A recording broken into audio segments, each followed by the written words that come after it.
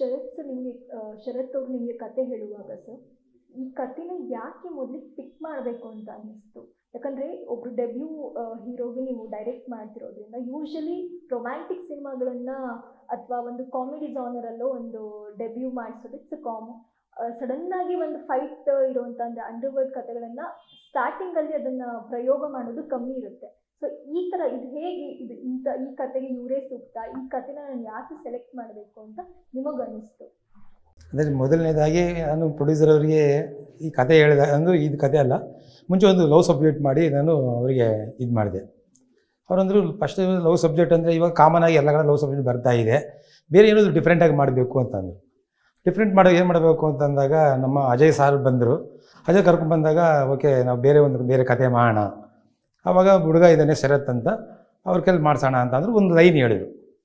ಅಂದರೆ ಇವಾಗ ಪ್ರೆಸೆಂಟಿಗೆ ಇವಾಗ ಅಂದರೆ ಪ್ರತಿಯೊಬ್ಬ ಯೂತ್ಗೆ ಲವ್ ಸಬ್ಜೆಕ್ಟ್ ಅಂದರೆ ಮಾಮೂಲು ಕಾಮನ್ ಬರ್ತಾ ಇದೆ, ಆ್ಯಕ್ಷನ್ ಇದೆ. ಬಟ್ ನಾವೊಂದು ಇದು ಡಿಫ್ರೆಂಟಾಗಿ ಮಾಡಬೇಕು ಅಂತ ಅಂದಾಗ ನಾವು ಬೇರೆ ಹೊಸತನ ಇರಬೇಕು ಅಂದ್ಬಿಟ್ಟು ಇವಾಗ ಎಲ್ಲರೂ ಯೂತ್ಗೆ ಕನೆಕ್ಟ್ ಆಗುವಂಥ ಸಬ್ಜೆಕ್ಟ್ ಇದು. ಇವಾಗ ಅಂಡರ್ವರ್ಲ್ಡ್ ಅಂದರೆ ತುಂಬ ಬಂದಿದೆ. ಇವತ್ತು ನೋಡ್ತಾ ಇರಬೇಕು, ಪ್ರತಿ ದಿವಸ ಪೇಪರಲ್ಲಿ ಬರ್ತಾನೇ ಇದೆ. ಇವತ್ತೂ ಬಂದಿದೆ, ನಾನು ನೋಡಿದೆ. ಅಂದರೆ ಫುಲ್ ವರ್ಲ್ಡಲ್ಲಿ, ಅಂದರೆ ಇಂಡಿಯಾ ಫುಲ್ ಎಲ್ಲೇ ಒಂದು ಸ್ಟೇಟಲ್ಲಿ ಈ ಇದು ಡ್ರಗ್ಸ್ ಅನ್ನೋದು ನಿಮ್ಗೆ ಗೊತ್ತಿದೆ.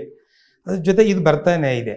ಇದು ಹೇಗೆ ಇದನ್ನು ತಡೆ ಯಾರಿಗೂ ಕಂಟ್ರೋಲ್ ಮಾಡೋಕ್ಕಾಗ್ತಾ ಇಲ್ಲ. ಬಟ್ ನಮ್ಮ ಸಿನಿಮಾದಲ್ಲಿ ನಾವು ಸುಮ್ಮನೆ ಒಂದು ಇದು ಈ ಅಂಡರ್ವರ್ಲ್ಡ್ ಬ್ಯಾಕ್ ಡ್ರಾಪಲ್ಲಿ ಇದೊಂದು ಲವ್ ಸಬ್ಜೆಕ್ಟು. ಅಂದರೆ ಇಲ್ಲಿ ಆಕಸ್ಮಿಕವಾಗಿ ಅಂಡರ್ವರ್ಲ್ಡ್ಗೆ ಹೋದಾಗ ಏನೇನು ಪ್ರಾಬ್ಲಮ್ ಆಗುತ್ತೆ, ಇವಾಗ ಡಿಪಾರ್ಟ್ಮೆಂಟ್ ಎಷ್ಟು ಕಷ್ಟಪಡ್ತಾ ಇದ್ದಾರೆ, ಅದು ಯಾರೂ ಕಂಟ್ರೋಲ್ ಮಾಡೋಕ್ಕಾಗಿಲ್ಲ. ಅದು ಹೇಗೆ ಮಾಡ್ತಾರೆ ಅನ್ನೋದೇ ಒಂದು ಮೇನು ಈ ಇದು. ಅದಕ್ಕೋಸ್ಕರ ಏನು ಮಾಡಿದ್ರು, ಪ್ರೊಡ್ಯೂಸರ್ ಕತೆ ಕೇಳಿದ ತಕ್ಷಣ ಇದು ಮಾಡೋಣ ಅಂತ ಹೇಳಿದ್ರು. ಆವಾಗ ಆ್ಯಕ್ಚುಲಿ ಇದೊಂದೇನೆಂದರೆ ಪ್ರೊಡ್ಯೂಸರ್ ಅವರು ಹೀರೋನೇ ನೋಡಿರಲಿಲ್ಲ. ನಾವು ಸ್ಟೋರಿ ಆಯಿತು, ಸ್ಕ್ರೀನ್ ಪ್ಲೇ ಎಲ್ಲ ಆದಮೇಲೆ ಬರೀ ಒಂದು ಫೋಟೋ ಯಾರು ಹೀರೋ ಅಂದಾಗ ಸರ್ ನಮ್ಮ ಅಜಯ್ ಸರ್ ಅವ್ರ ಮಗ ಈ ರೀತಿ ಇದ್ದಾರೆ ಒಂದು ಫೋಟೋ ತೋರಿಸಿದ್ದೀನಿ. ಅವರು ಈ ಸಬ್ಜೆಕ್ಟ್ ಕೇಳಿದ ಮೇಲೆ ಮೋಸ್ಟ್ಲಿ ಇವರು ನೀವು ಹೇಳ್ತಾ ಚೆನ್ನಾಗಿ ಮಾಡ್ಬೋದು ಅನಿಸ್ತಾ ಇದ್ದಾರೆ, ಅಜಯ್ ಸರ್ ಹೇಳ್ತಾ ಇದ್ದಾರೆ, ಮೋಸ್ಟ್ಲಿ ನಮ್ಮ ಕತೆಗೆ ಅವರು ಶೂಟಬಲ್ ಆಗ್ಬೋದು, ನೀವು ಪ್ರೊಸೀಡ್ ಮಾಡಿ ಅಂತ ಅಂದರು.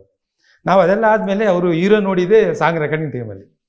ಅವ್ರು ನೋಡ್ಬಿಟ್ಟು ಅವಾಗ ನನ್ನ ಸೆಲೆಕ್ಷನ್ ನಾನು ಅಂದ್ಕೊಂಡಿದ್ದು ಇದರಲ್ಲಿದೆ ಅಂದ್ಬಿಟ್ಟು ಅವಾಗ ಶೂಟೇಬಲ್ಲು ನೀವು ಕಂಟಿನ್ಯೂ ಮಾಡಿ ಅಂತಂದರು. ಆಮೇಲೆ ನಮ್ಮ ಪ್ರೊಡ್ಯೂಸರು ಒಂದೇ ಒಂದು ಕಂಡೀಷನ್, ಸ್ಟಾರ್ಟ್ ಮಾಡಿದ್ಮೇಲೆ ನಿಲ್ಲಿಸಬಾರ್ದು. ಇವಾಗ ಇದುವರೆಗೂ ನೋಡಿದರೆ ಎಷ್ಟೋ ಸಿನಿಮಾಗಳು ಮಾಡ್ತಾರೆ, ಯಾವ ಬೇಕಾದ್ರೂ ಮಾಡೋದು, ಇದು ಒಂದು ಟೈಮಿಂಗ್ ಇರಲ್ಲ. ನಮ್ಮ ಪ್ರೊಡ್ಯೂಸರ್ ಸ್ಟಾರ್ಟ್ ಮಾಡಿದ್ರೆ ನಿಲ್ಲಿಸಬಾರ್ದು, ಮೊದಲನೇ ಕಂಡೀಷನ್. ಅದಾದಮೇಲೆ ನಾವು ಪ್ರೊಸೀಡ್ ಮಾಡೋದು. ಅಲ್ಲ ಸಬ್ಜೆಕ್ಟು ನಾವು ಬಿಗಿನಿಂಗು ಅಂದ್ಕೊಂಡಿರಲಿಲ್ಲ ನಾವು ಫೈಲ್ ಲಾಂಗ್ವೇಜ್ ಮಾಡಬೇಕು ಅಂತ. ಕತೆ ರೆಡಿಯಾಗಿ ನಾವು ಸೆಟ್ಗೆ ಹೋಗೋ ಮುಂಚೆ ನಮ್ಗೆ ಗೊತ್ತಾಯಿತು ಇದು ಯೂನಿವರ್ಸಲ್, ನಮ್ಮ ಇಂಡಿಯಾ ಎಲ್ಲರಿಗೂ ಇದು ಕನೆಕ್ಟ್ ಆಗುವಂಥ ಸಬ್ಜೆಕ್ಟು. ಅದಕ್ಕೋಸ್ಕರ ಇವಾಗ ನಾವು ಮಾಡ್ತಾ ಇದ್ದೀವಿ. ಈಗ ನಾವು ಹೀರೋ ಅದೇ ರೀತಿ ಇದ್ದಾರೆ. ನಾವು ನಮ್ಗೆ ಯಾವಾಗ ಇದು ನಾವು ಅಂದ್ಕೊಂಡು ಎಲ್ಲ ಮಾಡಿ ಡಬ್ಬಿಂಗ್ ಎಲ್ಲ ಆಯಿತು. ಸೆನ್ಸಾರ್ ಟೈಮಲ್ಲಿ ಸೆನ್ಸಾರ್ ಆಫೀಸರು 5 ಸಿನಿಮಾ ನೋಡಿದ್ರು, ಮತ್ತು ಸೆನ್ಸಾರ್ ಆಮೇಲೆ ಮೆಂಬರ್ಸ್ ನೋಡಿದಾಗ ನೀವು ಹೇಗೆ ಪ್ಲ್ಯಾನ್ ಮಾಡಿದ್ರಿ, ಹೀರೋ 5 ಲ್ಯಾಂಗ್ವೇಜ್ಗೂ ಸೂಟ್ ಇದು ಮುಂಚೆನೇ ಪ್ಲ್ಯಾನ್ ಮಾಡಿದ್ರ ಅಂತ. ಬಟ್ ನಮ್ಮ ಹೀರೋ ಹೈಟ್ ಗಿಟ್ಟಿರೋದ್ರಿಂದ ಇದು ಯಾವುದೇ ಒಂದೇ ಲ್ಯಾಂಗ್ವೇಜ್ಗೆ ಸೀಮಿತ ಅಂತ ನಮ್ಮ ಅನಿಸಲ್ಲ. ಬಟ್ ನಮಗೆ ಎಲ್ಲ ನೋಡಿದಾಗ, ಎಲ್ಲ ಸಿನಿಮಾಗಳು ಸೆನ್ಸಾರ್ ನೋಡಿದಾಗ ಅಲ್ಲಿ ಕೆಲವು ನಾವು ಕನ್ನಡದಲ್ಲಿ ಮಾಡಿ ಎಲ್ಲ ನಾವು ಲ್ಯಾಂಗ್ವೇಜ್ ಡಬ್ ಮಾಡಿದಾಗ ಕೆಲವು ಅಲ್ಲಲ್ಲಿ ನಮಗೆ ಗೊತ್ತಿಲ್ಲದೆ ಒಂದೊಂದು ಕೆಲವು ಬೋರ್ಡ್ಗಳು ಬಂದುಬಿಟ್ಟಿದೆ. ಅದು ಬಿಟ್ಟರೆ ಯಾರು ಇದು ಅಂದರೆ ಕನ್ನಡದಿಂದ ಎಲ್ಲ ಸಿನಿಮಾಗಳನ್ನು ಪ್ಯಾನ್ ಇಂಡಿಯಾ ಮಾಡ್ತಾಯಿದ್ದಾರೆ ಅಂತ ಗೊತ್ತಾಗೋದೇ ಇಲ್ಲ. ಕೆಲವು ಬೋರ್ಡ್ಗಳಿಂದ ಗೊತ್ತಾಗೋದೇ ಅಷ್ಟೇ, ಬಿಟ್ಟು ಬೇರೆ ಆಗಲ್ಲ. ಅದರಿಂದ ನಾವು ಪ್ರೊಡ್ಯೂಸರ್ ಒಂದು ಇದು ಹೇಳಿದಾಗ ಮಾಡಿ ಅಂತ ಪ್ರೊಸೀಡ್ ಮಾಡಿದ್ರು. ಫಸ್ಟ್ ಟೈಮ್ ಅವರು ಫಸ್ಟ್ ಕನ್ನಡ ಮಾಡೋಣ ಅಂತಂದರು. ಬಟ್ ಈ ರೀತಿ ಹೇಳಿದಾಗ ಅವರಿಗೆ ನೀವೆಲ್ಲ ನೋಡಿದ್ದೀರ ಸಿನಿಮಾ, ಬಟ್ ನೀವು ಅಂದ್ಕೊಂಡಿರೋದು ರೈಟ್ ಅನಿಸುತ್ತೆ, ನೀವು ಮಾಡಿ ಅಂತಂದರು. ನಾವು ಮಾಡಿದ್ವಿ, ಎಲ್ಲ ಸಿನಿಮಾ ಡಬ್ ಮಾಡಿದ್ವಿ, ಎಲ್ಲ ಸೆನ್ಸರ್ ಆಗಿ ಒಂದು ಫೈನಲ್ DPX ರೆಡಿ ಮಾಡಿ ಮತ್ತು ಎಲ್ಲ ಸಿನಿಮಾ ನೋಡಿದ್ದಾರೆ, ತೆಲುಗು ತಮಿಳು ಎಲ್ಲ ನೋಡಿದ್ದಾರೆ. ಅದೆಲ್ಲ ಮಾತುಕತೆ ನಡೀತಾ ಇದೆ. ಒಂದು ನೆಕ್ಸ್ಟ್ ವೀಕ್ ಅಷ್ಟರಲ್ಲಿ ಒಂದು ಯಾವುದೋ ಒಂದು ಫೈನಲ್ ಆಗುತ್ತೆ. ಅವೆಲ್ಲ ನಾವು 3ನೇ ತಾರೀಕು ಅಂತ ಪ್ಲ್ಯಾನ್ ಮಾಡಿದ್ದೀವಲ್ಲ, ಅದರಿಂದ ಮಾತುಕತೆ ನಡೀತಾ ಇದೆ. ಎಸ್ ಸರ್, ಈಗ ನಾವು ಟೀಸರ್ ನೋಡಿದಾಗಲೇ ಗೊತ್ತಾಗ್ತಾ ಇದೆ ತುಂಬ ಆ್ಯಕ್ಷನ್ ಓರಿಯೆಂಟೆಡ್ ಸಿನಿಮಾ ಅಂತಲೂ ನಮಗೆ ಗೊತ್ತಾಗ್ತಾ ಇದೆ. ಸೊ ಈ ಸೀನ್ಗಳನ್ನು ಶೂಟ್ ಮಾಡುವಾಗ ಸರ್ ತೆರೆ ಹಿಂದೆ ನಡೆದಂಥ ಯಾವುದಾದ್ರೂ ಒಂದು ಘಟನೆನ ಶೇರ್ ಮಾಡ್ಬೋದಾ? ಇದು ತುಂಬ ಕಷ್ಟ ಅಂತ ಅನಿಸಿದ್ದು ನಮ್ಗೆ. ಏನಾಯ್ತು ಅಂದರೆ ಯಾವುದು ಇಲ್ಲಿ ಕಷ್ಟ ಅಂದರೆ ಹೀರೋ ಮಾತ್ರ ಹೊಸಬರು, ಬಾಕಿ ಎಲ್ಲರೂ ನೋನ್ ಆರ್ಟಿಸ್ಟ್ ಇದ್ದರಿಂದ ನಮಗೆ. ಆಮೇಲೆ ಆ್ಯಕ್ಷನ್ ಮಾಸ್ಟರ್ ಬಂದು ಥ್ರಿಲ್ಲರ್ ಮಂಜು ಇದ್ದರಿಂದ ಆಮೇಲೆ ಅವರಿಗೆ ಯಾರಿಗೂ ಕಷ್ಟ ಆಗಲಿಲ್ಲ. ಆಮೇಲೆ ಅವ್ರಿಗೆ ಬಿಗಿನಿಂಗ್ ಏನು ಅಂತಂದರೆ ಹೀರೋ ಡೆಬ್ಯೂ ಫಿಲ್ಮು, ಆ್ಯಕ್ಷನ್ ಹೇಗೆ ಮಾಡ್ತಾರೆ ಅನ್ನೋದು ಡೌಟ್ ಇತ್ತು. ಒನ್ ಡೇ ನೋಡಿದಾಗ ಅವರು ಒಂದೇ ಫಸ್ಟು ಬಿಗಿನಿಂಗು ಟೇಕಪ್ ನೋಡಿದ್ರು, ಹೆಂಗೆ ಅಂತ ಕೇಳಿದ್ರು, ಹೇಗೆ ಮಾಡ್ತಾರೆ ಅಷ್ಟೇ ಆರಾಮ್ ಮಾಡ್ತಾರೆ, ತೊಂದರೆ ಇಲ್ಲ ಮಾಡಿ ಅಂತ. ಒಂದು 2 ಶಾಟ್ ನೋಡಿದ್ರು. ಆಮೇಲೆ ಅವ್ರು ಕನ್ಫರ್ಮ್ ಆಯಿತು ಇವರು ಏನು ಬರೋದು ಮಾಡ್ತಾರೆ ಅಂತ. ಆಮೇಲೆ ನಮ್ಗೆ ಏನು ಯಾವುದು ತೊಂದರೆ ಆಗಲಿಲ್ಲ. ಆಮೇಲೆ ನಮ್ಮ ಪ್ರೊಡ್ಯೂಸರ್ ಮುಂಚೆ ಹೇಳಿದ್ರು ಯಾವುದು ಅಂದರೆ ನಮಗೆ ಮೇಯ್ನು ನಮ್ಮ ಗುರುಗಳ ಆಶೀರ್ವಾದ ಇತ್ತು, ಜೊತೆಗೆ ವೀರವರ ಗಣಪತಿಯವರ ಆಶೀರ್ವಾದ ಇತ್ತು, ಆಮೇಲೆ ನಮ್ಮ ಬೆನ್ನೆಲುಬಾಗಿ ನಮ್ಮ ಪ್ರೊಡ್ಯೂಸರು. ಆದರೆ ಈ ಮೂರವರಿಂದ ನಮಗೆ ಯಾವುದೂ ಕಷ್ಟ ಆಗಲಿಲ್ಲ. ನಾವು ಹೆಂಗೆ ಅಂದರೆ ನಮಗೆ ಗೊತ್ತಾಗ್ತದೆ ನಾವು ಇದೆಲ್ಲ ಮಾಡಿದ್ದೀವ, ಈ ರೀತಿ ಆಯಿತಾ ಅಂತ ಅಷ್ಟು ಸಲೀಸಾಗಿ.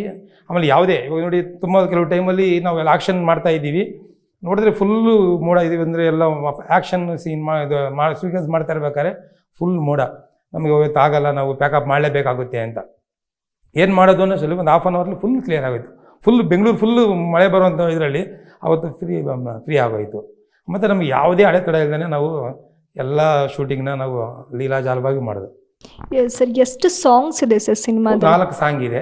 ಎಲ್ಲೆಲ್ಲಿ ಶೂಟ್ ಆಗಿದೆ? ಅಂದರೆ ಇಲ್ಲಿ ಎಲ್ಲ ಬೆಂಗಳೂರೇ ಒಂದು ರ್ಯಾಪ್ ಸಾಂಗ್ ಇದೆ. ಹೊಸ ಫಾಸ್ಟು ನಮ್ಮ ಮ್ಯೂಸಿಕ್ ಡೈರೆಕ್ಟ್ರು ಶಶಿಕುಮಾರ್ ಅಂತ ಅವರು ಹೊಸಬರೇ, ಈಗಿನ ಒಂದು ಸಿನಿಮಾ ಮಾಡಿದರು. ಬಟ್ ಈ ಸಿನಿಮಾ ಅಲ್ಲಿ ತುಂಬ ಒಂದು ರ್ಯಾಪ್ ಸಾಂಗ್ ಮಾಡಿದ್ದಾರೆ, ಎಲ್ಲರೂ ಹುಡುಗರಿಗೆ ಇಷ್ಟ ಆಗುವಂಥ ಸಾಂಗು. ಒಂದು ಮಾಸ್ ಸಾಂಗು ಅದು ಅಷ್ಟೇ, ಅದನ್ನು ರ್ಯಾಪ್ ಸಾಂಗ್ನ ಸಂಜಯ್ ಅಂತ ಒಬ್ಬ ಹುಡುಗ ಬರೆದಿದ್ದಾರೆ, ಅವರೇ ಬರೆದು ಅವರೇ ಆಡಿದ್ದಾರೆ, ತುಂಬ ಚೆನ್ನಾಗಿದೆ. ಅದು ಎಲ್ಲರಿಗೂ ಒಂದ್ಸರಿ ಕೇಳುವಂಥ ಒಂದು ಸಾಂಗು. ಆಮೇಲೆ ಮಾಸ್ ಸಾಂಗ್ ಬಂದು ನಾಗಾರ್ಜುನ ಶರ್ಮಾ ಅಂತ ಅವರು ತುಂಬ ಸಿನಿಮಾಗಳು ಬರೆದಿದ್ದಾರೆ, ಅವರೊಂದು ಮಾಸ್ ಸಾಂಗ್ ಬರೆದಿದ್ದಾರೆ. ಇನ್ನೊಂದು ಡ್ಯೂಯೆಟ್ ಬಂದು ನಮ್ಮ ಪ್ರಮೋದ್ ಮರವಂತೆ ಬರೆದಿದ್ದಾರೆ. ಜೊತೆಗೆ ಇನ್ನೊಂದು ಸಾಂಗ್ ಬಂದು ಒಂದು ನಮ್ಮದು ಅದು ಫೀಲಿಂಗ್ ಸಾಂಗ್ ಅಲ್ಲ, ಬಟ್ ಎಲ್ಲ ಪ್ರತಿಯೊಬ್ಬ ಯಂಗ್ಸ್ಟರ್ಸ್ಗೂ ಅದು ಒಂದು ಸಾಂಗಿ ಅಂದರೆ ಅವರು ವಿಜಯ್ ಪ್ರಕಾಶ್ ಅವರು ಫಸ್ಟು ಸರ್ ಹಿಂಗೊಂದು ಸಾಂಗ್ ಆಡಬೇಕು ನೀವು ಅಂತಂದಾಗ, ನಾನು ತುಂಬ ಬ್ಯುಸಿ ಇದ್ದೀನಿ, ಬಾಂಬೆಲಿ ಇದ್ದೀನಿ ಅಂದ್ರೆ ಅವರು ಮೋಸ್ಟ್ ನನಗೆ ಗೊತ್ತು. ಫೋನ್ ಮಾಡಿದಾಗೆಲ್ಲ ಬಾಂಬೆಲೇ ಇದ್ದರು.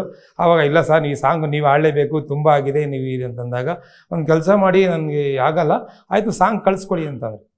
ಟ್ಯೂನ್ ಕಳಿಸ್ಕೊಟ್ಟ ಮೇಲೆ ಅವರು ಒಂದು 2 ಡೇಸ್ ಬಿಟ್ಟ ಮೇಲೆ ಯಾರಿಗೂ ಅಂದರು ನೋಡೋಣ 10 ಡೇಸ್ ಮೋಸ್ಟ್ಲಿ ನಾನು 15 ಡೇಸ್ ಆದಮೇಲೆ ಬೆಂಗಳೂರಿಗೆ ಬರೋದು, ನಾನು ಟ್ರೈ ಮಾಡ್ತೀನಿ, ನನಗೆ ಬಿಸಿ ಶೆಡ್ಯೂಲ್ ಇದ್ದೀನಿ ಅಂತ.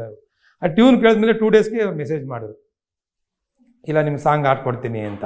ಅದು ಒಂದು ಶರಣ್ ಕುಮಾರ್ ಗಜೇಂದ್ರಗಡ ಅಂತ ಅವರು ಸುನೀತಾ ಅಂತ ಒಂದು ಅನಿತಾ ಅಂತ ಸಾಂಗ್ ಬರೆದಿದ್ದಾರೆ. ಆ ಸಾಂಗ್ನ ವಿಜಯ್ ಪ್ರಕಾಶ್ ಸರ್ ಆಡಿದ್ದಾರೆ. ಅವರು ತುಂಬ ಇಷ್ಟಪಟ್ಟು ಅದು ನಾನು ಆಡ್ತೀನಿ ಅಂತ ಬಂದು ಆಡಿದ್ರು. ಹಿಂಗೆ 4 ಸಾಂಗ್ ಇದೆ. ಈ 4 ಸಾಂಗು ಸಿಚುಯೇಷನ್ ಸಾಂಗ್ ಆದ್ದರಿಂದ ನಾವೆಲ್ಲ ಬೆಂಗಳೂರಲ್ಲೇ ನಾವು ಶೂಟ್ ಮಾಡಿದ್ದೀವಿ. Okay sir, Jan 3 cinema release ಆಗ್ತದೆ ಸರ್, ಆಡಿಯನ್ಸಿಗೆ ಏನು ಹೇಳ್ತೀರಾ ಸರ್ ಕಡೆಯದಾಗಿ? ಅಂದರೆ ಆಡಿಯನ್ಸಿಗೆ ಇವಾಗ ಹೊಸಬ್ರು ಸಿನಿಮಾ ಅಂತಂದರೆ ಎಲ್ಲರೂ ಹೊಸಬ್ರು ಸಿನಿಮಾ ಅಂತಂದರೆ ಹೊಸಬ್ರಲ್ವಾ ಅಂತ ಇವಾಗ ನೋಡಿ ವರ್ಷಕ್ಕೆ ಕಡಿಮೆ 200-230 ಸಿನಿಮಾ ಬರ್ತಾ ಇದೆ. ಬಟ್ ಆದರೆ ಇಲ್ಲಿ ಹೊಸಬರಾದ್ರೂ ಹೀರೋ ಅಂದರೆ ಅವರು ಫಸ್ಟ್ ಟೈಮು ಹೊಸ್ದಾಗಿ ಮಾಡ್ತಾ ಇದ್ದಾರೆ ಅನ್ನೋ ಸಾಂಗ್ ಮಾಡಿಲ್ಲ. ಸಾಂಗ್ ಆಗಿರ್ಬೋದು, ಫೈಟ್ ಆಗಿರ್ಬೋದು, ಎಕ್ಸ್ಪೀರಿಯನ್ಸ್ಡ್ ಇವರು ತುಂಬ ಸಿನಿಮಾ ಮಾಡಿದ್ದಾರೆ ಅನ್ನೋ ರೀತಿ ಇದೆ. ನಮ್ಮ ಆಡಿಯನ್ಸ್ ಅಂದರೆ ಪ್ರತಿಯೊಬ್ಬರು ಸಿನಿಮಾನ ಥಿಯೇಟ್ರಿಗೆ ಬಂದು ಸಿನಿಮಾ ನೋಡಿ, ಅಂದರೆ ಒಂದು ಹೊಸ ಪ್ರತಿಭೆ. ಇವಾಗ ನಮ್ಮ ಕನ್ನಡದಲ್ಲಿ ಹೀರೋಗಳ ಕೊರತೆ ಇದೆ. ಇವಾಗ ಬರ್ತಾ ಇದ್ದಾರೆ, ಒಂದು ಸಿನಿಮಾ ಮಾಡ್ತಾರೆ, 2 ಸಿನಿಮಾ, ಆಮೇಲೆ ಒಂದು 2ನೇ ಸಿನಿಮಾಗೆ ಅವರು ಕಾಣಿಸೋದೇ ಇಲ್ಲ. ಈ ರೀತಿ ಅಂದರೆ ಸಿನಿಮಾ ಥಿಯೇಟ್ರಿಗೆ ಬಂದು ಸಿನಿಮಾ ನೋಡಿದ್ರೆ, ಹೊಸಬ್ರು ಬೆಳೆಸಿದ್ರೆ ನಮಗೆ ಹೊಸ ಹೀರೋಗಳು ಬರ್ತಾರೆ, ಜೊತೆಗೆ ಒಂದು 10 ಜನ ಪ್ರೊಡ್ಯೂಸರ್ಗಳು ಬರ್ತಾರೆ. ಇದರಿಂದ ಟೆಕ್ನಿಷಿಯನ್ಗಾಗಿರ್ಬೋದು, ಆರ್ಟಿಸ್ಟ್ಗಾಗಿರ್ಬೋದು, ಒಂದು ಪ್ರೊಡ್ಯೂಸರ್ ಬಂದಾಗ ಒಂದು ಒಳ್ಳೆಯ ಒಂದು ವಾತಾವರಣ ಸೃಷ್ಟಿ ಆಗುತ್ತೆ. ಅದಕ್ಕೋಸ್ಕರ ಪ್ರತಿಯೊಬ್ಬರು ಥಿಯೇಟ್ರಿಗೆ ಬಂದು ಸಿನಿಮಾ ನೋಡಿ ಅಂತ ನಾನು ಹೇಳ್ಕೊಂಡು ನಾನು ಅವ್ರು ರಿಕ್ವೆಸ್ಟ್ ಮಾಡ್ತೀನಿ. Thank you sir. ವೆಲ್ಕಮ್.